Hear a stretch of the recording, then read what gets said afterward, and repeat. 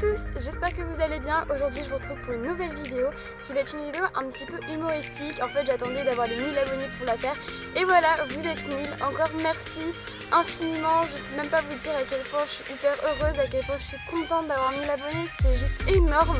Je sais pas vraiment si vous vous rendez compte ce que c'est d'avoir 1000 abonnés, c'est énorme en fait.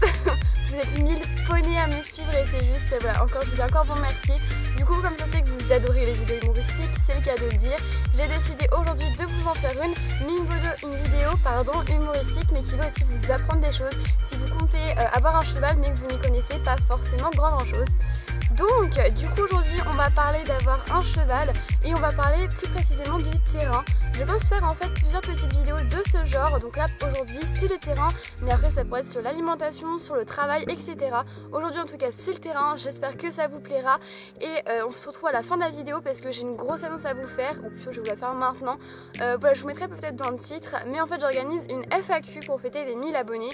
Je sais pas si je vous aurais fait une vidéo entre temps ou pas, mais en tout cas, voilà, j'organise une FAQ. N'hésitez pas à participer, à poser toutes les questions, tout ça en commentaire et j'y répondrai dans une prochaine vidéo. Donc voilà, et pour ceux qui me suivent sur Instagram et Snapchat, vous pouvez aussi m'envoyer des messages sur les réseaux sociaux si vous préférez. Donc voilà, bah écoutez, moi je ne m'arrête pas plus et je vous laisse avec la suite de la vidéo. C'est parti! Donc tout d'abord, on va parler du terrain. Donc là par contre, il existe deux catégories de personnes. Les personnes qui mettent le cheval en boxe et les personnes qui mettent le cheval en pré. Alors moi personnellement, dans quelques exemples, je vais vous donner mon avis personnel. Moi évidemment je suis pour le cheval en pré puisque je préfère voir mon cheval galoper comme un taré et se dégourdir un petit peu les jambes et le voir essayer de gober des papillons plutôt que de le voir, recroqueviller dans un box. Alors moi, les gens qui mettent leurs chevaux en box, je ne les comprends pas. Toujours à se plaindre que le cheval met son cul au niveau de la porte. Non mais attends, le cheval il passe 24 heures sur 24, 7 jours sur 7 dans son box. Et toi, tu veux qu'il ait toujours la tête sortie pour pouvoir l'attraper et lui faire des câlins? Non mais attends, mais c'est comme si on t'enfermait dans les toilettes. Bah tu fais quoi Elia là? Bah je fais comme les chevaux, je reste dans un box. Oh là là. Ensuite, donc on passe au numéro 2, c'est-à-dire la taille du terrain, bien évidemment. Donc bien évidemment, le top du top, 1 hectare, simple et efficace, tout le monde le connaît. Hein. Après, il y a le genre de personnes qui mettent leur cheval dans 10 mètres carrés de bout de terrain. Toi, faut vraiment qu'on discute. Oui, c'est toujours mieux que le box, c'est le cas de le dire. Mais c'est comme si tu passais ta vie dans ta chambre qui fait 5 mètres carrés. Mais c'est tout petit. Ouais, 5 mètres carrés de chambre, c'est pas mal quand même pour qu'ils se rendent compte. Hein. Mais attends. Mais moi, j'ai 8 mètres carrés de chambre. Mais je suis en prison en fait. Oh non. Faut appeler la gendarmerie, ça va pas du tout. Oh mon Dieu. Vous voyez, c'est pas facile, même pour moi. Et j'invente pas vraiment, ma chambre fait 8 mètres carrés et c'est trop petit parce que j'arrive même pas à ranger toutes mes affaires. Mais moi par contre, j'ai des jambes, je suis un être humain, j'ai une porte, je peux ouvrir ma porte et sortir de ma chambre.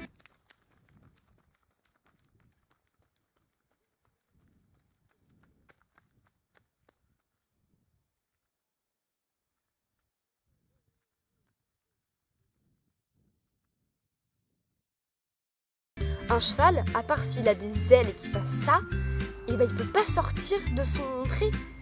Et c'est peut-être un petit peu fait exprès aussi.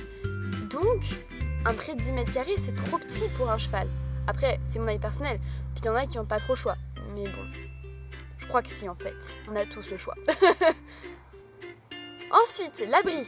C'est toujours pareil, il y a des catégories de personnes. Les personnes qui en mettent et les personnes qui en mettent pas. Alors moi personnellement, je suis pour un abri parce que l'abri, c'est là où le cheval il se cache. C'est comme ta maison si tu veux. C'est son petit endroit à lui et il se sent bien dedans. Et en plus, t'imagines, il neige, il fait 0 degré ou il fait 40 degrés, tu veux te mettre à l'ombre, bah un abri c'est hyper utile, tu vas dedans quoi. Bon, personnellement, je me mets à la place du cheval, s'il y a une tempête, bah je vais me mettre à l'abri.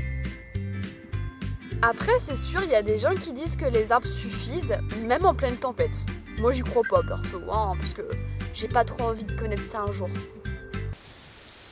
Ah, salut! Ah, mais je suis en train de m'abriter parce qu'il y a de l'orage. Ouais, ça mouille un petit peu, mais bon, ça va. Non, j'ai pas de maison, en fait, c'est mon arbre, regarde. T'as vu, c'est mon copain. Et du coup, ouais, j'ai pas besoin de maison, puisque de toute façon, j'ai vu pour m'abriter, hein. Ça n'a pas grand-chose. Oh tiens, regarde là-bas, il y a un éclair.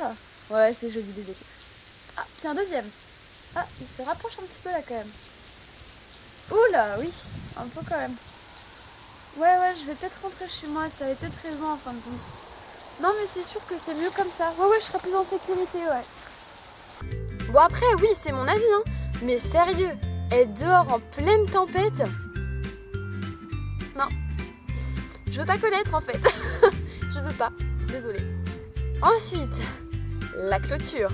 Les barbelés, à la poubelle s'il te plaît. De toute façon, un cheval avec des barbelés, il se blesse et ça te coûte encore plus cher le frais veto que d'acheter une clôture toute neuve.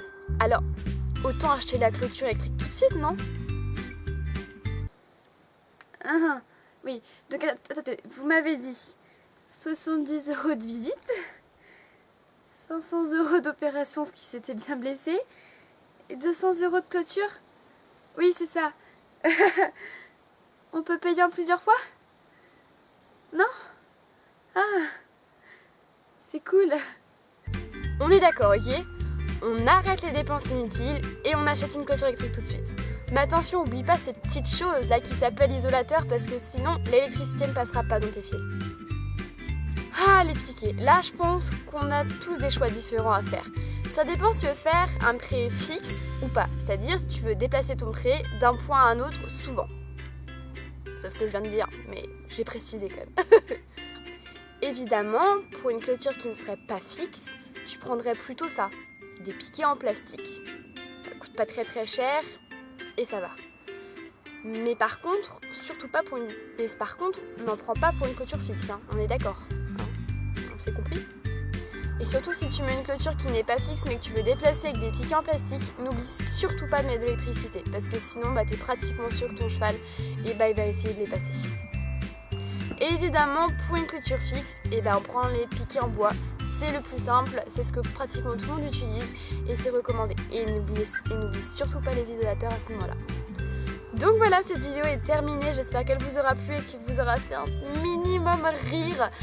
Moi écoutez, en tout cas je me suis super bien amusée à la tourner, j'ai bien ri en tout cas pendant le tournage. Je sais que le montage, j'adore le montage, donc de toute manière je m'amuserai. Et puis voilà, je voulais encore vous remercier pour les 1000 abonnés et je vous fais de gros bisous. Puis je vous dis à la prochaine vidéo. Ciao ciao!